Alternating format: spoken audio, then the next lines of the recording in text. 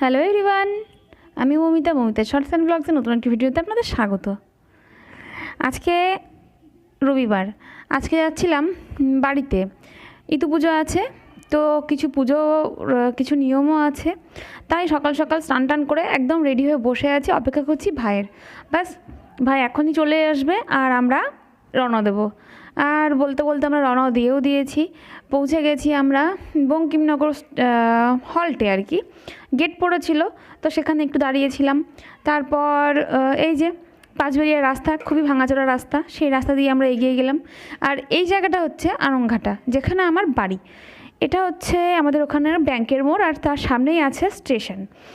তো আস্তে আস্তে আবার মায়ের পুজোর জন্য কিছু দশকর্মা জিনিস নেওয়ার ছিল, আর তার মধ্যে আবার আমার সোনুর পেয়ে গেছে ললিপপের খিদে।